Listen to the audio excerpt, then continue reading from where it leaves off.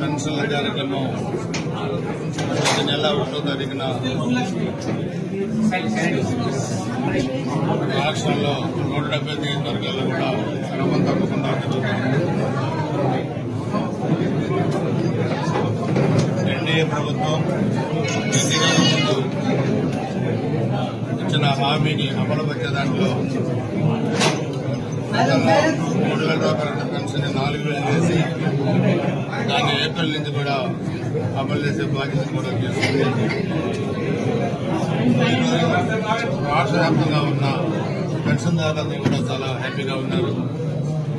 అదేవిధంగా ఎంప్లాయీస్ కూడా 1వ తారీఖునే శాలరీస్ కూడా ప్రభుత్వం ఇస్తా ఉంది. గతంలో నెలాఖరు కూడా శాలరీస్ ఇచ్చే పరిస్థితి లేదు. సో ఈరోజు రాష్ట్ర వ్యాప్తంగా కూడా అనేక సమస్యలు ఈ ప్రభుత్వం ముందు ఉన్నాయి. గత వైసీపీ 5 సంవత్సరాల పరిపాలనలో రాష్ట్రంలో రోడ్లు అధ్వానంగా తయారైపోయినాయి, కాలువలు అధ్వానంగా తయారైపోయినాయి. అస్తవ్యస్తమైన పరిపాలనతో ఈరోజు రాష్ట్రంలో ఇబ్బంది పడే పరిస్థితుల్లో ఈరోజు ఈ ప్రభుత్వం నిధులు కేటాయించి రోడ్ల మరమ్మతులు కానీ, కాలువల రిపేర్లు కానీ, ఇటుకోయిలు పూర్తి చేయడంలో కానీ అన్ని సమస్యల మీద కూడా దృష్టి పెట్టింది. రాష్ట్ర ఖజానాన్ని ఖాళీ చేసి వెళ్తే ఈరోజు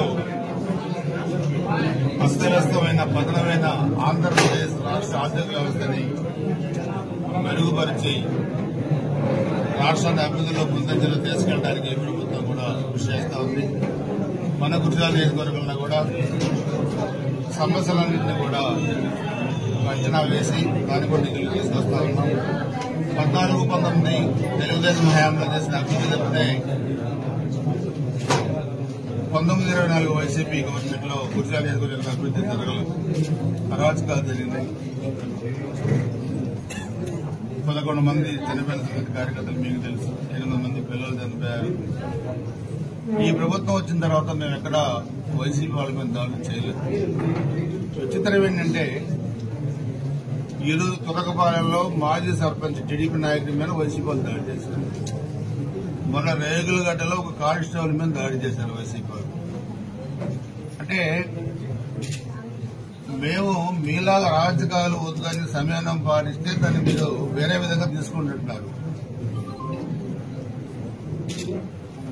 పద్ధతులు తప్పొద్దని వైసీపీ వాళ్ళు చెప్తున్నారు. పద్ధతులు తప్పిన రోజు మీకు చెప్పుకోవడానికి ఏం మిగులుతుందో.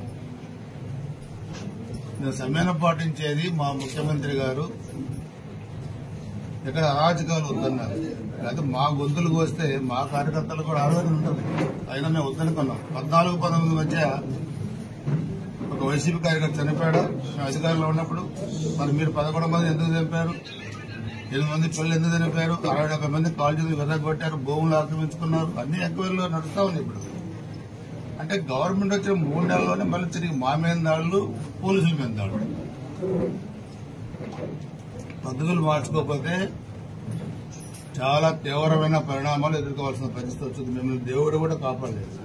మళ్ళీ చెప్తున్నాను మీకు. మరలా గతంలో కూడా చెప్పాను, ఎన్నికల ముందు కూడా చెప్పాను. జరపతినేని శ్రీనివాసరావుని మంచికల్ శ్రీనివాసరావు తయారు చేద్దని చెప్పాను. మీరు ఆ పరిస్థితి రానివ్వకండి. వచ్చిన రోజు మీకు చెప్పుకోవడానికి ఏం మిగలదు కూడా మళ్ళీ చెప్తున్నారు. మీడియా ముందు ఓపెన్ గా చెప్తున్నారు. పద్ధతులు మార్చుకోకపోతే మీ వైసీపీ వాళ్ళకి మీకు చెప్పుకోవడానికి కూడా ఏం మిగలదు. సంయమనం పాటిస్తున్నాం. అది మీరు చేతకాంతనంగానో ఇంకోగానో భావిస్తే మాకు చెప్పడానికి కూడా ఎవరు లేరు. ఇంకా బీ కేర్ఫుల్. ఒళ్ళు దగ్గర పెట్టుకొని మీ పనులు మీరు చేసుకోండి. అందరిని గ్రామాల్లోకి రమ్మన్నాం. పిల్లలను చదివించుకోమన్నాం, వ్యవసాయం చేసుకోమన్నాం, వ్యాపారం చేసుకోమన్నాం. ఒళ్ళు దగ్గర పెట్టుకొని మీ పనులు మీరు చేసుకోండి. జాగ్రత్త. నేను కార్యకర్తలు కూడా చెప్తున్నాను, రెచ్చగొట్టే పనులు చేసినా మీరు సంయమనం పాటించండి. వాళ్ళని ఏం చేయాలో చట్ట ప్రకారం చర్యలు తీసుకుంటాం. ఖచ్చితంగా కార్యకర్తలకే తగిన న్యాయం జరుగుతుంది ప్రభుత్వంలో. మీరు ఎటువంటి ఆందోళన చెందాల్సిన పని లేదు. ఈ యదవులకి ఎలా బుద్ధి చెప్పాలో ఖచ్చితంగా బుద్ధి చెప్తాం.